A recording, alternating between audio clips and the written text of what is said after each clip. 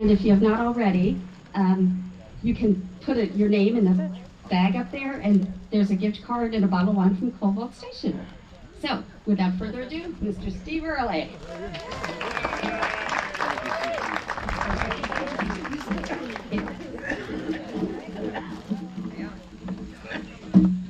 Thank you all very much for coming out today.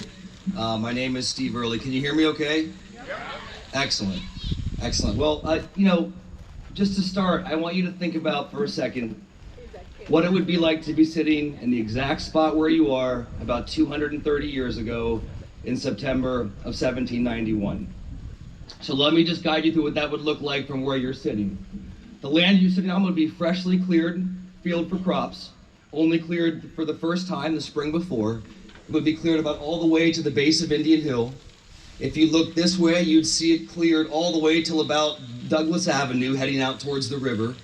And if you look this way, it would be cleared all the way until you saw the station, which was an enormous wooden structure. It was about 100 by 400 feet that was located somewhere out here in the northern part of the village near St. Thomas Church, and we'll get into the exact location in a little bit. But why? Why was that way out here? You know, this is before Ohio was a state. This is not that long after the Revolution. Why was there a pioneer settlement in Little Terrace Park? And to talk about that, I had to, in the book, really get into the founding of Cincinnati itself. So essentially, the area that we're in was formed when the last glaciers receded about 15,000 years ago. That left the landscape looking just about exactly as it is today, with the rivers and creeks in the same place that they are. And we don't know exactly how long after that the first humans appeared, but there were mound building cultures that were here for thousands and thousands of years. We call them Hopewell, Adena, and Fort Ancient, which are just later names given to them because they left no kind of written record or historic record at all, but we do find their stone tools and the huge earthworks that they left behind. And in Terrace Park, there was one such earthwork, which was called the Camden Works. And it ran from about, it was a 6-foot high wall, earthen wall that ran from about where the log cabin is, straight out across Terrace Park to the Little Miami, the bluff over the river, then all the way down to the end of Miami, till about where it drops down to Edgewater, and then it came back along the bluff along the back of Lexington and Yale and Floral and Myrtle. Then it cut right across Elm and headed down Princeton along that bluff over Lindell's farm until it got to the end there, and then it cut back towards, in a roughly rectangular shape, towards the log cabin. And this was just one of hundreds of earthworks that dotted the area. And we don't know anything about it. It was seen and surveyed in the very, very early 19th century, and then it was obliterated for farming.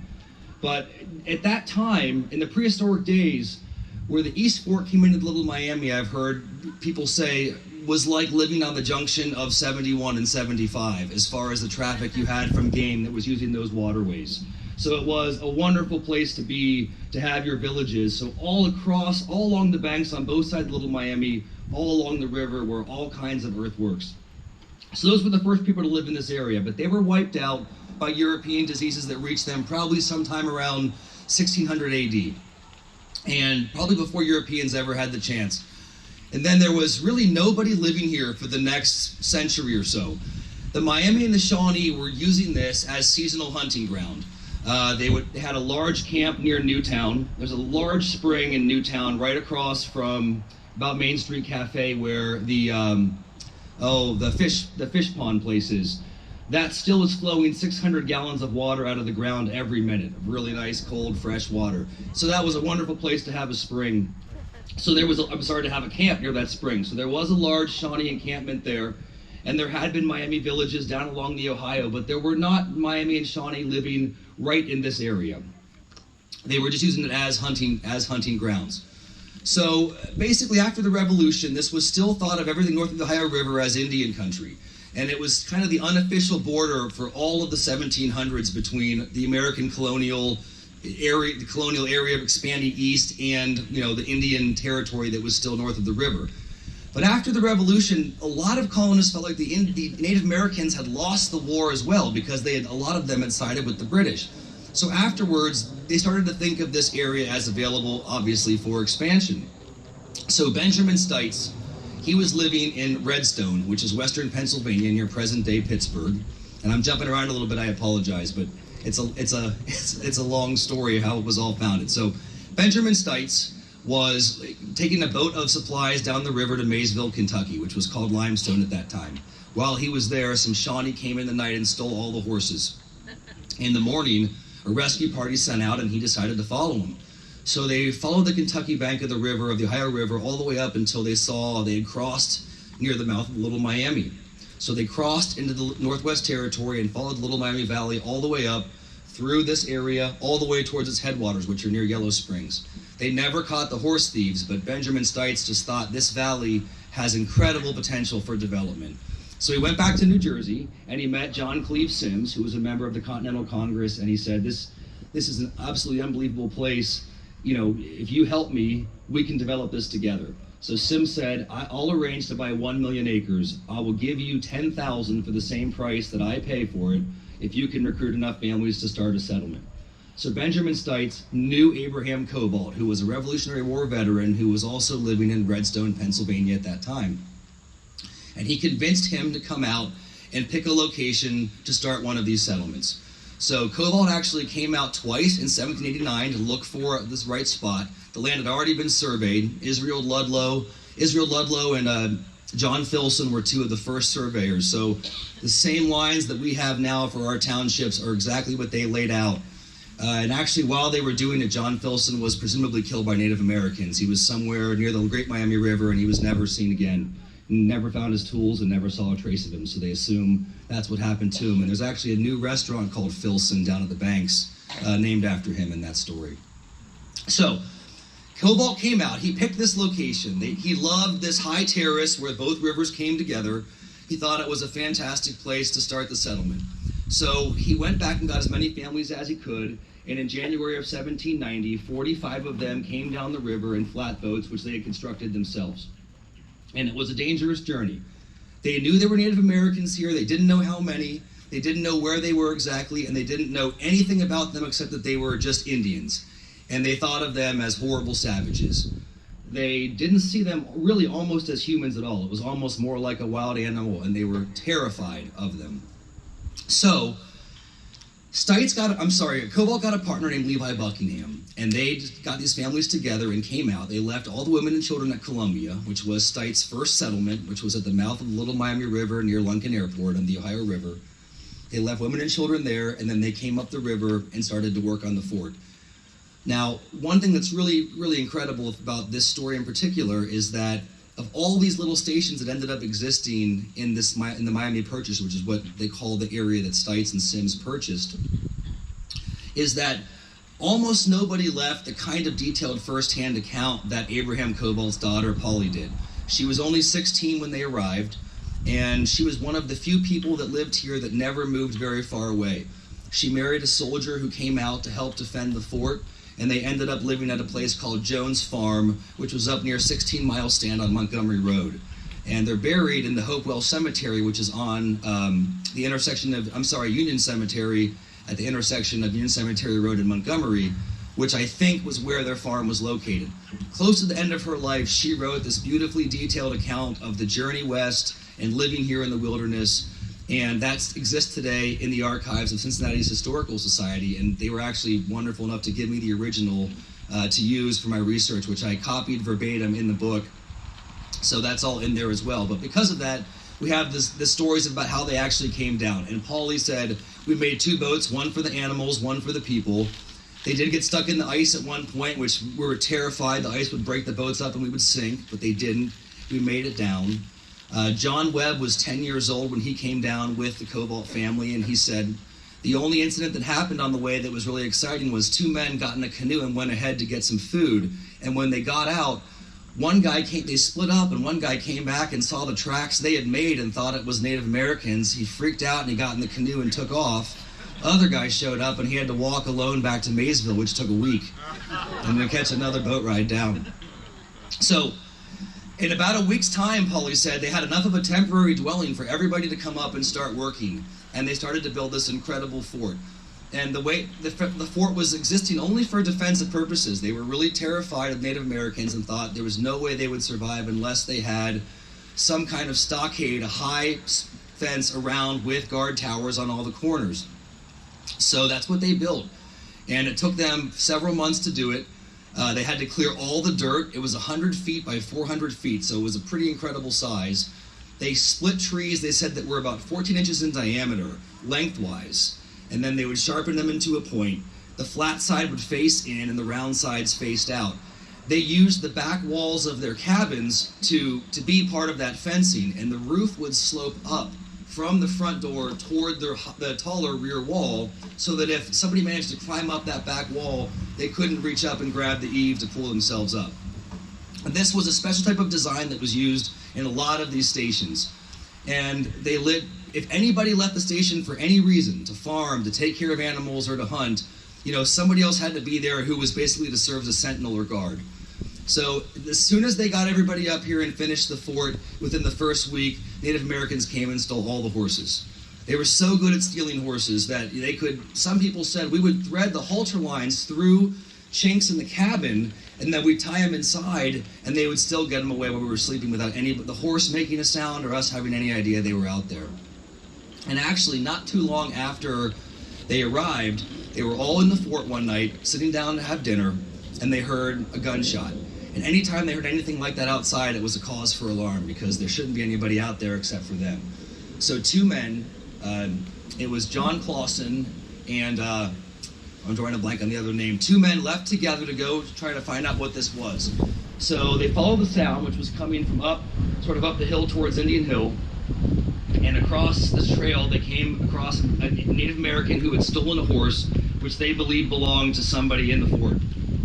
So they snuck up on him, and they surrounded him, and he had very little bit of English. He said, the sound they heard, was him creasing the horse, which is where they actually shot the horse through the neck with a musket ball, but where they knew it would miss any kind of major arteries or veins, and that would stun and subdue the horse enough for them to do whatever they needed to. So that's what they had heard, but the man had hit the horse so badly it was really bleeding, and they were moving very slowly. So they were able to get around him and surround him. He said, I'm a good man, I'm a good man. But John Clausen said, all good man you, and they tomahawked him right in the head. Scalped him, brought it back to the station, and they said after that we always called it Shawnee Run. So that's the origin of the name of the road and the creek there. And I said that's what we always called it after that. And it would give me chills to see that in this old 19th century script, written in the archives. But so once they arrived, and I feel like I'm skipping around a little bit too fast, but once they arrived and the horses were stolen, they had no way to get back to Columbia, which was the nearest settlement. So they were totally alone up here. And it wasn't too long before they could tell Native Americans were around. Paulie said we'd hear the sounds of them in their camp at night. We knew they were nearby, but we didn't know where, and they were terrified to be out in the woods. They knew the Native Americans knew the woods better than they did, and they felt like attack was going to happen any day. Now, when the first white settlers came to Columbia, they didn't think at first maybe it was going to be that way. There had been a pretty cordial relationship. After they'd been here for about a month, they were out working in the fields one day when they saw a group of Native Americans come out of the woods. And one of them spoke to them in English, and he said, my name was George March when I was born, but I was taken when I was about 9 years old near the Falls of the Ohio, which is Louisville, and I was raised with the Indians ever since. And he said, we saw the fort, we wanted to come closer, but we've been scared. So they all spoke together and said, what do you want to do? And they said, well, look, let's have one of the Native Americans and one of the white guys go back to the fort together. We'll see if everyone's agreeable to have everybody come in, and then everybody else stays here to make sure that guy comes back unharmed. So that was what they agreed to do. So most of the white people stayed there with Native Americans. One went back to the fort. They said, yes, we'd be happy to have them come, provided they don't bring in their guns. So they did. And they said, they were really fascinated by the way that the white people kept house, but the thing that fascinated them most was Jane Stites, who had just been born. She was the first white child born in Cincinnati and north of the Ohio River, and they just had never seen, a white child that was this young, and they were fascinated by that. So there was a period of trading that went on at first that was really sociable. They went up to the camp that they had in Newtown. They showed them where some of the great salt licks were. Salt licks were enormous deposits of salt that were left by prehistoric seas that evaporated. And wild game would go there to lick the salt. It was a great place to hunt. So they learned a lot about where the good springs were, good salt licks were. But then there started to be problems pretty soon. It's kind of funny because some of the journalists, people who lived there said, we don't know what happened. All of a sudden they just seemed to not be friendly anymore. But a few people said, well, there were some things that happened. They were sold some whiskey that was frozen before they got back to their camp. They weren't too happy about that. They would bring in their rifles to get fixed at Columbia sometimes, and they would be charged double. They would be charged when they brought it in and then charged again when they went to pick it up. So there was already starting to be some problems between them, but one of the first things that happened that really caused bad relations was the abduction of the Seward boys. So they were living at Columbia with their father. They were about 10 and 11 years old, and he had a field that was just north of there at a place called Turkey Bottom. And that was a place where obviously lots of wild turkeys were found. And while they were walking up the trail one day, they were surrounded by a group of Native American men who said, don't be afraid, we're not going to hurt you. But they started to tie up one of the boy's hands, and the other one, seeing that, decided to make a run for it. So he took off as fast as he could, and as he was running, one of the Native Americans threw a tomahawk, and they were so precise, they hit him right behind the ear as he was running, knocked him straight down. They descended on him, they scalped him while he was still alive, took his brother, and disappeared in the woods. When the sun went down and they weren't back, everybody was alarmed, but they were too scared to leave and go look for them. So in the morning, the first light of dawn, they set out, and John Clausen was with the party that found the boy. He was still alive.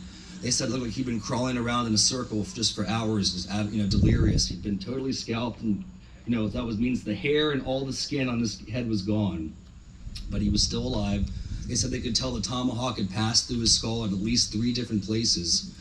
And they brought him home, they carried him back, and he lived for almost 39 days. They had no doctor, they had no medicine.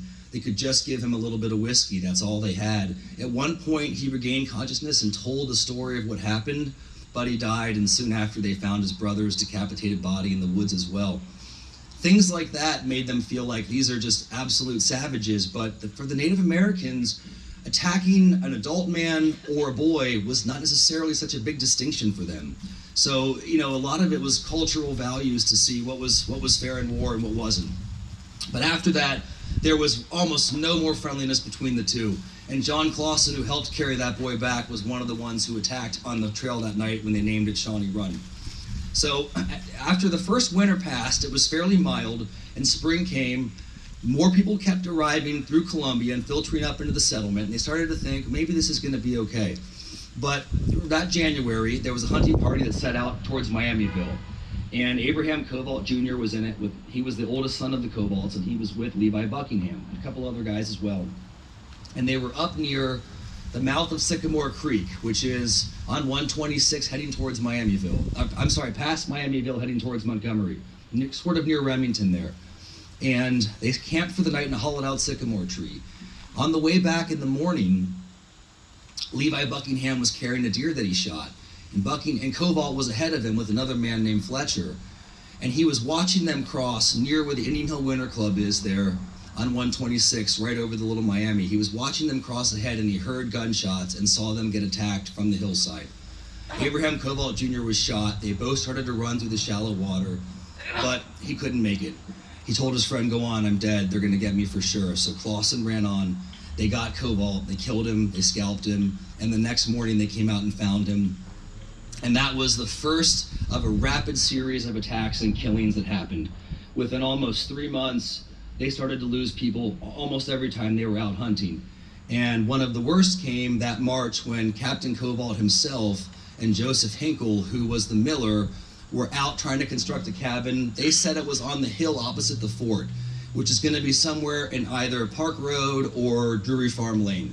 That's really the only hill that Covalt owned that was across from the fort.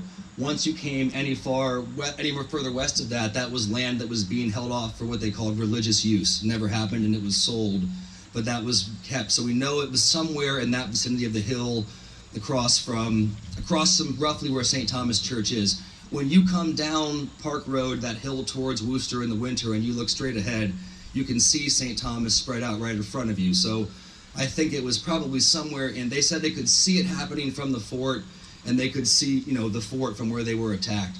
But Hinkle and Covalt were both killed that day, and that was the only time somebody who shared their name, the owner of the fort, the man who had their name on the fort, lost his life in an attack.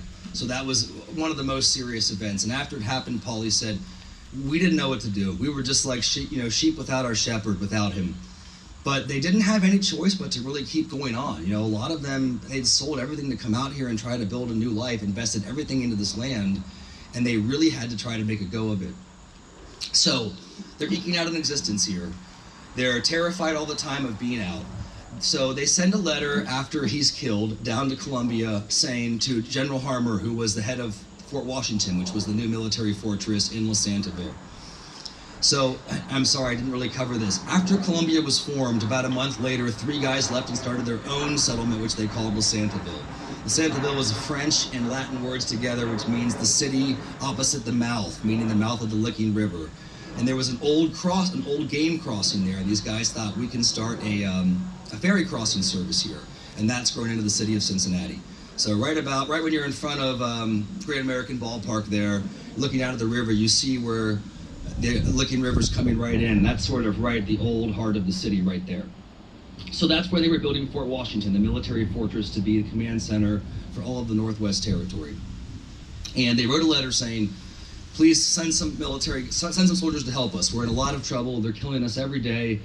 And they said, we have this great mill and everyone likes to use it from down there too, but hey, if you can't help us, no one can use the mill. So that was kind of what they were trying to use to really lure some troops up here. So General Harmer sent Cornelius Sedum up here and said, take a look, tell me what's going on. And he wrote back and said, it's a huge fort. It's as big as Fort Washington. There's not enough guys to defend it.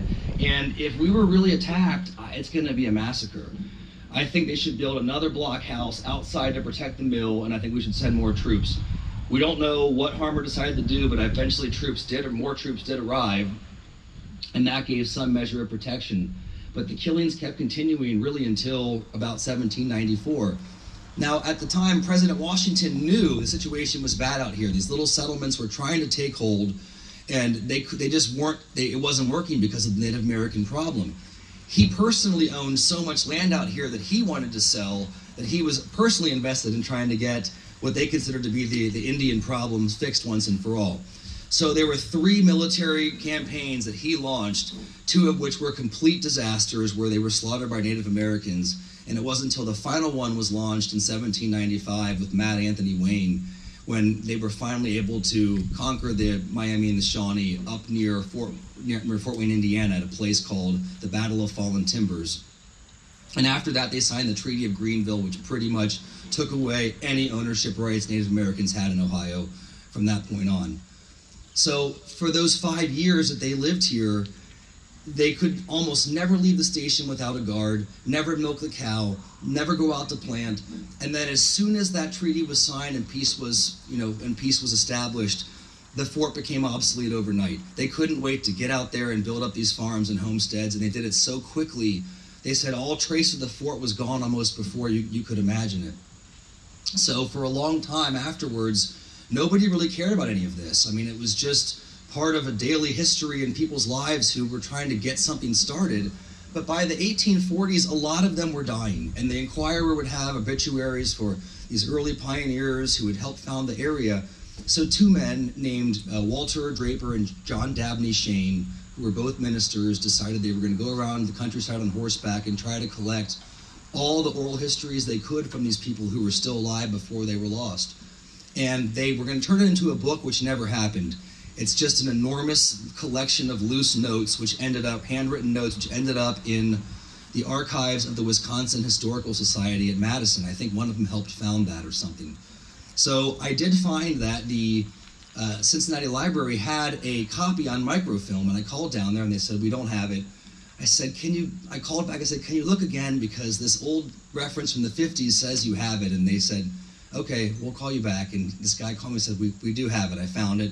We have the old copy of it, so come out. And it was during COVID. He goes, we'll let you in. You can go up to the 2nd floor and look on the microfiche. And I was, and it would just blow me away, because there is this old cursive, and it's saying, well, we camped for the night near where the stone meeting house is on Sycamore Creek. And I know in my head that's at the end of Spooky Hollow on the Green Acres property. It says Old Stone Church. There's a beautiful little stone building there on the creek. And so that's roughly right where they were camping for the night. And, or There's a letter that Lucy Covalt, one of their daughters, her son wrote to his own grandson about a time that Timothy Covalt, one of the sons, was attacked while hunting. And she said he ran as fast as he could until there was nothing but a sheer drop to the river, and he had no choice. He just put his gun over his head and jumped. And you know that's him barreling towards the end of Miami Avenue and reaching that bluff where there's nothing but a sheer drop there and having to jump. He said the next thing he knew, he was in the water. It was waist deep, and they were trying to shoot him from the hillside, but they were missing him, and he managed to get out of there. But you know, I can't help but stand on the riverbank or on that bluff and look out and think of those stories every time I hear it. The book covers pretty much all of that, and the prehistory, and then the history of them coming, the details about the attacks that I could find, and then what happened to most of them afterwards. You know, the Buckingham brothers stayed in this area, and they ended up building lots of mills around Indian Hill and Miamiville. You know, when you see the name Buckingham on a street, and that's always a historical marker or a house, that's going to be the same family. There's lots and lots of Buckingham still around today. I was talking to my dad when I was writing this, and he said, well, you know, there were always Buckinghams in South Milford when I was growing up.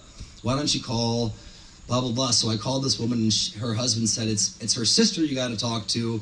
I found her, and she said, we have Enoch Buckingham's powder horn, we have his long rifle, we have a really early slant-top desk. So I went to see it, and there on the powder horn, he had carved an image of the blockhouse with the stockade going across it. They were two of the people who didn't go very far away from here. They ended up living in Miamiville and Indian Hill for most of the rest of their lives. They're both buried in the cemetery in Miamiville. It's right on the bend in the road there. But later in his life, when Levi Buckingham had become so successful, he was walking in those river bottom lands where he had been all those years ago on that hunt with Abraham Covalt Jr. when he was killed. And now he owned all of this land. It was part of his property. You know, it had been 50 years since there had been any kind of problem with Native Americans. But he must have been thinking about that as he was walking. And he said, I looked down and I couldn't believe it. There was Covalt's tomahawk that he had lost during the attack. Because I picked it up and I knew that blade was double-edged, and it had the mark of Kinkle, who was the miller. So I said, please tell me you guys have this tomahawk. She said, no, we don't. We have no idea. We've never heard that story and don't have any idea where it is. But Levi Buckingham wrote it, and Polly Covalt mentioned it in her memory. She must have stayed in touch with him long enough to find that out, too, in her lifetime, that he found that again. So they did. Now, one thing I didn't mention, whenever they were killed, they were buried somewhere outside of the fort, which was located roughly in the vicinity of St. Thomas Church. I believe personally, I don't have a ton of evidence to back this up. I think it was a little closer to Oxford and Cambridge Avenues there. The reason I think that, and again, I don't have any proof for this, on every single map going back as far as you can, before they called it Terrace Park, New Street is always there. It's the oldest street. New Street is always there. And I think that was probably the dirt trail that came out of one of the gates of the fort and went towards Worcester there. Ken and I Covalt built a stone house down there, which was one of the Covalt sons who lived. And I just feel like that was probably right in connection with where that fort was. In 1938, the marker was put in front of the church that's there that commemorates that Covalt Station had been in the vicinity. And when the Inquirer covered that, they said the fort was actually a little closer to what they called the Lauren Gatch and the Eparixi House, which were the last two on Miami there before the church, non-Riverside coming in. So I think maybe it was a little closer to that area. Plus, they said the burying ground was between the fort itself and the mill, which was on the creek, on Sycamore Creek, going down toward the Little Miami there. So in 1912, a woman wrote a paper for the Terrace Park Women's Club, and she said, you know, she'd grown up here, and she said in the 1870s, when they were digging the foundation for that blue Victorian that's right across from the church on Miami, not the large one on Terrace Place, but the one that's on Miami that's got the nice little front porch. She said they found a lot of bones. They didn't know what they were from, but they kept finding bones in there. And then again, when they took out two big sycamore trees to lay the sidewalk. That house sits on a little natural bluff over Michigan Drive there, and I think that's probably where that cemetery was. And the Covalts actually never sold that.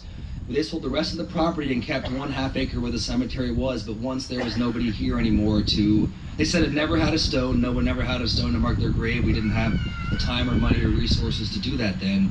But they never did intend to sell it, but somehow eventually it was lost and forgotten. And during the 1940s, a boy was playing around there and found a skull and brought it home. His parents were horrified. He's like, look what I found. And they're like, oh my gosh, what? So I tried to track him down and his family so I could find out what happened to that skull, because there's enough descendants of the people who lived there that, you'd be able to maybe find out through DNA who that had belonged to. So that all exists somewhere. I wish I had been as into this when they did the last major renovation to the church. That would have been the time to really look around for the traces of all of this, and I don't think anybody even thought about that when that happened. So a lot of it was centered around that creek. All of that's been removed to put the railroad in there later in the 1840s. So it's a little difficult to get a sense of exactly what all of that looked like around the creek today where the church is. One person did say one of the block houses was right on the creek so they could easily get water. But in Enoch Buckingham's etching on the powder flask, he does show that they had a well, and it was inside the stockade on a huge arm, so they could dip the bucket out into the water and bring it back in without having to actually leave the stockade themselves. Because it was pretty much all wood, there would have been stone chimneys, but just all wood besides. There wasn't anything to be left to be found of it. But in the 1850s, I believe, Charles Phelps Taft, who his brother was the president, William Howard Taft, he ran the Cincinnati Times-Star. Their father, he purchased all of the property where Drury Farm is, and included this house, the stone house that Ken and I at Covalt built. And he said, I could still see where the fort was because the palisade, they dug it so far into the ground it left a natural trench there. So that was about the 1850s, and it was somewhere in that area, but we don't know exactly where. There still would be bones to be found somewhere today, which is, it's unfortunate that a lot of those are Revolutionary War veterans and people that should have a proper resting place. I am going to try to work on getting an Ohio historic marker, which I think it really needs.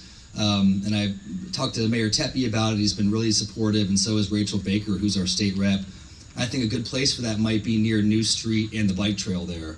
There's a nice grass median there. It could be a good place where people see it on bikes and who are driving.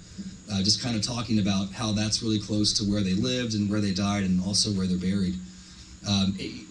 Getting into this, I'd read what Ellis Ronsley wrote in a place called Terrace Park, which is a great general history of the village, but I sort of thought that was probably all there was to know about it. And then, my grandfather had an antiques business in Milford for many, many years that my father later ran as well. And anytime they would sell the estate, someone's estate, and they would have any early books about the area, he just put those in a closet that's there in the, he just buy them and put them in a closet there in the shop. So I just found all of these really wonderful old 19th century books, and all of a sudden all these little stories and memories about Covalts, and saying, this really was an incredible story that's kind of been forgotten. It was the furthest inland settlement anybody had ever attempted. They really faced a lot of hardship and slaughter on their own. They didn't have any help.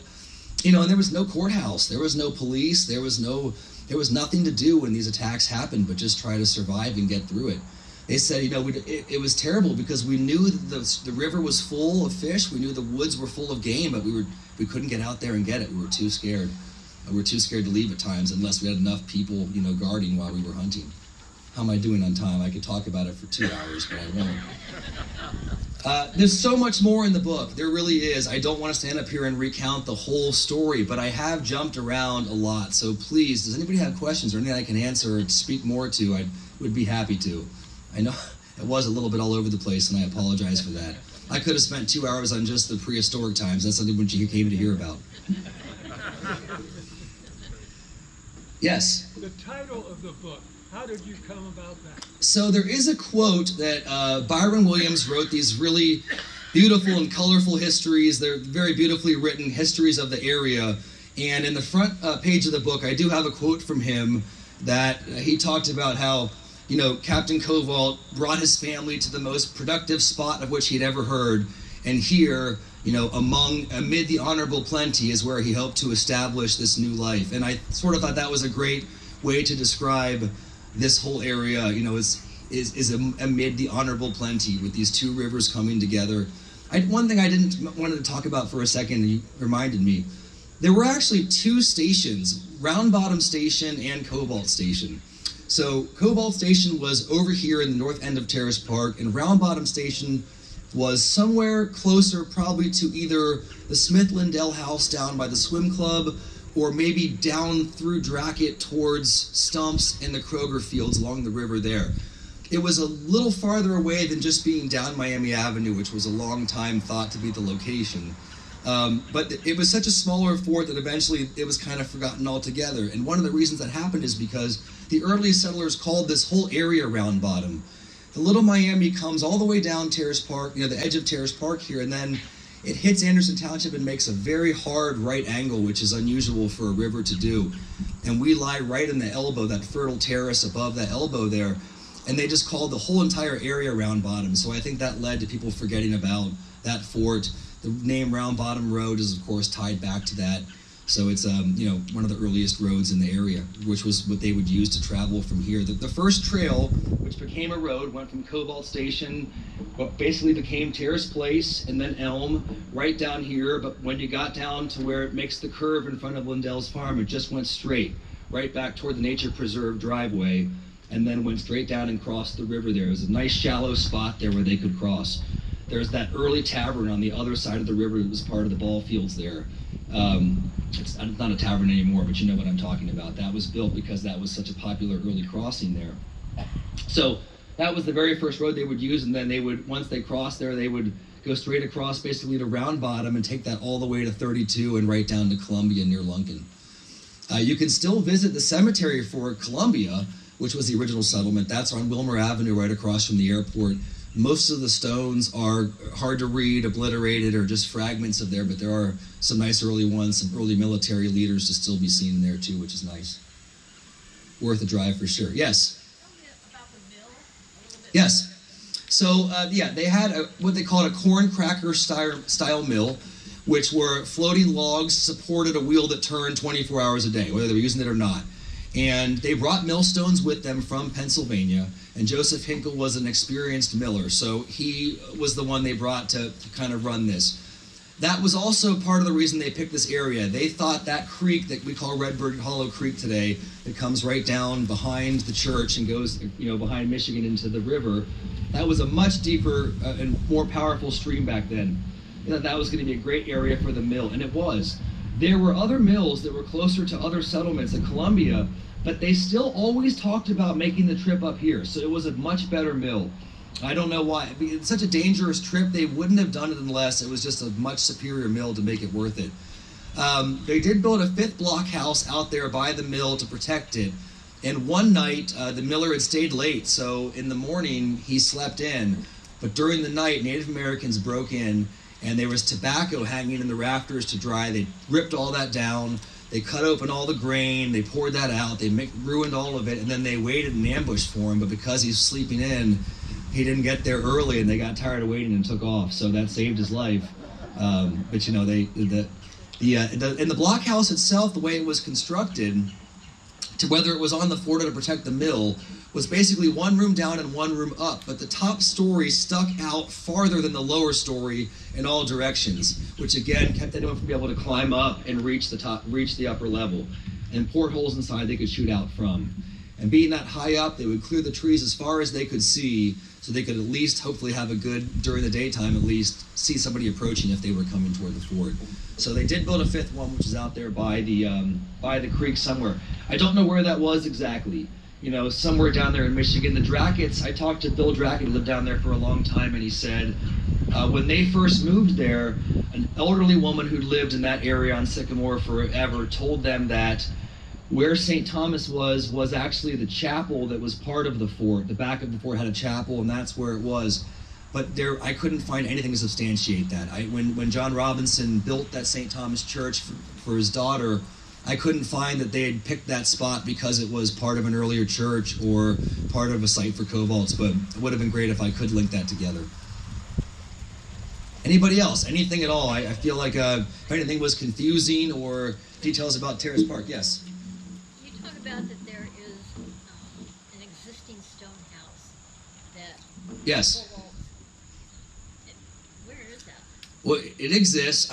It's a private residence, and the people who live there are very private about it, so I don't like to give too much about it. But it's on Worcester Pike, and it was in the early papers. The earliest newspapers would say, "Ohio militia, receive your pay at Kenaniah Covalt's stone house below Milford." So that was his house. The earliest road that was actually paved was from that house to Madisonville. It was a stretch of 50.